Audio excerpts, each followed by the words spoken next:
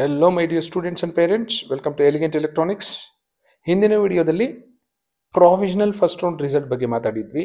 ಯಾಕೆ provisional first round ಕೊಡ್ತಾರೆ, ಅದರಿಂದ ನಮ್ಗೆ ಏನು ಉಪಯೋಗ, ಸೊ ಏನಾದರೂ ಪ್ರಾಬ್ಲಮ್ ಇದ್ರೆ ನಾವು ಮೇಲ್ ಮಾಡ್ಬೋದು, ಅದು ರೆಕ್ಟಿಫೈ ಮಾಡ್ತಾರೆ ಅಂತ. ಅದಾದ ಒಂದೆರಡು ದಿನಕ್ಕೆ ರಿಯಲ್ ಸೀಟ್ ಅಲಾಟ್ಮೆಂಟ್ ಬರುತ್ತೆ. ಒಂದೊಂದ್ಸರಿ ಒಂದೇ ದಿನಕ್ಕೂ ಬರುತ್ತೆ. So real first round seat allotment ಬರುತ್ತೆ.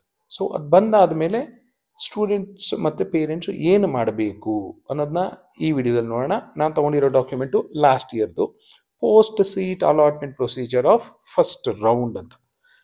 ಮೋಸ್ಟ್ ಇಂಪಾರ್ಟೆಂಟ್ ಅಂತ ನಿಮ್ಗೆ ಎಲ್ಲ ವಿಡಿಯೋದಲ್ಲಿ ಹೇಳ್ತಿದ್ದೆ, ಚಾಯ್ಸ್ ಎಕ್ಸರ್ಸೈಸ್ ಮಾಡೋದು. ಯಾವ ಚಾಯ್ಸ್ ಒಂದು ಚಾಯ್ಸ್ 1 2 3 4 ಇರುತ್ತೆ ಅಂತ ಹಿಂದಿನ ಎಲ್ಲ ವಿಡಿಯೋಗಳಲ್ಲಿ ಹೇಳ್ತಾ ಬಂದಿದ್ದೆ, ಮುಂದೇನೂ ಹೇಳ್ತೀನಿ. ಸೊ ಪೋಷಕರ ಜೊತೆ ಚರ್ಚಿಸಿ ಸೂಕ್ತವಾದ ಚಾಯ್ಸನ್ನು ಆಯ್ಕೆ ಮಾಡಿಕೊಳ್ಳಲು ಅಭ್ಯರ್ಥಿಗಳು 4 ಚಾಯ್ಸ್ಗಳಲ್ಲಿ ತಮಗೆ ಸರಿ ಎನಿಸುವ ಯಾವುದಾದ್ರೂ ಒಂದು ಚಾಯ್ಸನ್ನು ಆಯ್ಕೆ ಮಾಡುವ ಮೊದಲು ಪ್ರತಿ ಚಾಯ್ಸ್ಗಳ ವಿವರಣೆಯನ್ನು ಓದಿ ಸರಿಯಾಗಿ ಅರ್ಥೈಸಿಕೊಂಡು ತಮಗೆ ಸೂಕ್ತವೆನಿಸಿದ ಚಾಯ್ಸನ್ನು ಆಯ್ಕೆ ಮಾಡಿಕೊಳ್ಳಲು ಸೂಚಿಸಿದೆ. So ಎಕ್ಸರ್ಸೈಸಿಂಗ್ the choice is most important in the counselling process. ಅದಕ್ಕೆ ನನ್ನ ಹಿಂದಿನ ವಿಡಿಯೋದಲ್ಲಿ ಹೇಳಿದ್ದೀನಿ, ಇನ್ನೂ ಒಂದೆರಡು ಸರಿ ನೋಡಿ, ಏನೂ ತೊಂದರೆ ಇಲ್ಲ. ಚಾಯ್ಸ್ 1 ತೊಗೊಂಡ್ರೆ ಏನು ಮಾಡಬೇಕು, ಚಾಯ್ಸ್ 2 ತೊಗೊಂಡ್ರೆ ಏನು ಮಾಡಬೇಕು, choice 3 and choice 4 what are the implication of those choices ಅಂತ. ಅದಕ್ಕೆ ನಿಮಗೆ 31 1 2 3 ಒಂದು 3-4 ದಿನ ಟೈಮ್ ಕೊಟ್ಟಿದ್ದಾರೆ. 4 ಚಾಯ್ಸ್ ಇದ್ರೆ 4 ದಿನ ನಿಮಗೆ ಟೈಮ್ ಕೊಡ್ತಾರೆ. ಕರೆಕ್ಟಾಗಿ ಡಿಸ್ಕಸ್ ಮಾಡಿ. ಇನ್ನು ಮೇಲೆ ಯಾವುದೇ ಮಿಸ್ಟೇಕ್ ಮಾಡಿದ್ರೆ ಹಾಳಾಗ್ತೀರಾ. ಆಪ್ಷನ್ ಎಂಟ್ರಿಯಲ್ಲಿ ಈಗಲೂ ಕೇಳ್ತಾ ಇದ್ದೀರಾ, ಸರ್ ನನಗೊಂದು ಆಪ್ಷನ್ ಎಂಟ್ರಿ ಕಾಲೇಜ್ ಸಿಕ್ಕಿರುತ್ತೆ, ಅದಕ್ಕಿಂತ ಕೆಳಗಡೆ ಕಾಲೇಜ್ ಬೇಕಾಗಿತ್ತು ಅಂತ ಆಲ್ರೆಡಿ ಸ್ಟಾರ್ಟ್ ಆಗಿದೆ. ಸೊ ಚಾಯ್ಸ್ ಎಕ್ಸರ್ಸೈಸ್ ಮಾಡಬೇಕಾದ್ರೆ ಯಾವುದೇ ಕಾರಣಕ್ಕೂ ತಪ್ಪು ಮಾಡಬಾರ್ದು. Because you are joining a professional course, you should behave professionally, think professionally. So ಈಗಲಿಂದನೇ ನಿಮ್ಗೆ ಏನೇನು ಇನ್ಫಾರ್ಮೇಷನ್ ಬೇಕು ಅದನ್ನು ಚೆಕ್ ಮಾಡ್ತಾ ಹೋಗಿ. ಸೊ ಚಾಯ್ಸ್ 1 2 3 4 ಅದ್ರ ಬಗ್ಗೆ ನಾನು ಇಲ್ಲೇನು ಹೇಳಲಿಕ್ಕೆ ಹೋಗೋದಿಲ್ಲ, ಇನ್ನೊಂದು ವಿಡಿಯೋದಲ್ಲಿ ಹೇಳ್ತೀನಿ. ಯಾರು ಫೀಸ್ ಕಟ್ಟಬೇಕು? ಚಾಯ್ಸ್ 1 ಆ್ಯಂಡ್ ಚಾಯ್ಸ್ 2 ತಗೊಳ್ಳೋರು ಫೀಸ್ ಕಟ್ಟಬೇಕು. ನಾವು I am talking about NEET candidates. Choice 1 and choice 2 ಕಟ್ಟಿರೋರು, ಚಾಯ್ಸ್ 2 ಕೊಡುವಂಥ ಸ್ಟೂಡೆಂಟ್ಸು ನೀಟ್ ಬಗ್ಗೆ ಮಾತ್ರ ಮಾತಾಡ್ತಾ ಇದ್ದೀನಿ. Don't get confused with UGCET. ಸ್ವಲ್ಪ ಡಿಫ್ರೆನ್ಸ್ ಇರುತ್ತೆ ಅಷ್ಟೇ, ಆಲ್ಮೋಸ್ಟ್ ಸೇಮ್ ಇರುತ್ತೆ, ಸ್ವಲ್ಪ ಮಾತ್ರ ಡಿಫ್ರೆನ್ಸ್ ಇರುತ್ತೆ. ಈಗ ಸದ್ಯಕ್ಕೆ UG ನೀಟ್ ಬಗ್ಗೆ ಮಾತ್ರ ಕಾನ್ಸಂಟ್ರೇಟ್ ಮಾಡ್ತೀನಿ. ಚಾಯ್ಸ್ 1 ಮತ್ತು ಚಾಯ್ಸ್ 2 ಕೊಟ್ಟಿರೋರು ಪೇಮೆಂಟ್ ಆಫ್ ಫೀಸ್ ಪೇ ಮಾಡಬೇಕು.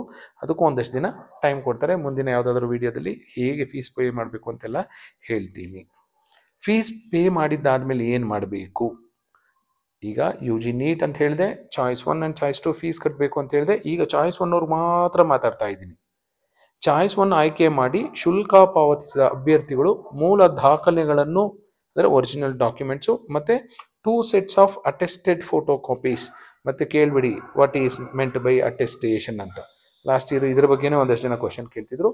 ನಿಮ್ಗೆ ಏನು ಸಿಗಲಿಲ್ಲ, ಏನು ಡೌಟ್ ಬಂದರೂ ಈಗ ಚಾಟ್ GPT ಇದೆ, ಟೈಪ್ ಮಾಡಿ ಪ್ರಾಂಪ್ಟ್ ಮಾಡಿ ನಿಮ್ಗೆ ಆನ್ಸರ್ಸ್ ಸಿಗುತ್ತೆ, ತಲೆನೇ ಕೆಡ್ಸ್ಕೊಬಿಡಿ. 2 ಸೆಟ್ಸ್ ಆಫ್ ಫೋಟೋ ಕಾಪೀಸ್, ನಾನು ಯಾವಾಗಲೂ 5 ಸೆಟ್ಸ್ ಅಂತಲೇ ಹೇಳ್ತೀನಿ, ಇಲ್ಲಿ 2 ಸೆಟ್ಸ್ ಇರುತ್ತೆ. ಯಾಕೆ ಅಂತ ಮುಂದೆ ನಿಮಗೆ ಗೊತ್ತಾಗುತ್ತೆ. 5 sets of all documents only for choice 1 fee paid candidates. Choice 1 ಕೊಟ್ಟಿರೋರು ಮಾತ್ರ deposition of original documents at KEA. ಇಲ್ಲೂ ಇದೆ ಯಾರ್ಯಾರು ಕೊಡಬೇಕು ಏನು ಅಂತಿದೆ, ಅದನ್ನು ಇನ್ನೊಂದು ವಿಡಿಯೋದಲ್ಲಿ ಹೇಳ್ತೀನಿ. KEAಗೆ ಹೋಗಿ ಯಾರು ಒರಿಜಿನಲ್ ಡಾಕ್ಯುಮೆಂಟ್ಸ್ ಮತ್ತು ಅಟೆಸ್ಟೆಡ್ ಫೋಟೋ ಕಾಪೀಸ್ ಕೊಡಬೇಕು ಅಂತ ಮುಂದಿನ ವಿಡಿಯೋದಲ್ಲಿ ಹೇಳ್ತೀನಿ. ಬಟ್ ಚಾಯ್ಸ್ 1 ಕೊಟ್ಟರೆ ನಿಮ್ಮ ಹತ್ರ ಒರಿಜಿನಲ್ಲು ಮತ್ತು 2 sets of xerox copies, attested xerox copies ಇರಲೇಬೇಕು. ಚಾಯ್ಸ್ 1 ಕೊಟ್ಟರೆ ಏನು ಮಾಡಬೇಕು? ಫೀಸ್ ಕಟ್ಟಬೇಕು. ಫೀಸ್ ಕಟ್ಟಿದ್ದಾದ್ಮೇಲೆ ಏನು ಮಾಡಬೇಕು? ಒರಿಜಿನಲ್ ಡಾಕ್ಯುಮೆಂಟ್ಸು ಮತ್ತು 2 sets of attested photo copies ಇಟ್ಕೋಬೇಕಾಗತ್ತೆ. ಯಾರು ಸಬ್ಮಿಟ್ ಮಾಡಬೇಕು ಅನ್ನೋದು ಹೇಳ್ತೀನಿ. KEAಗೆ ಸಬ್ಮಿಟ್ ಮಾಡಬೇಕಾಗತ್ತೆ.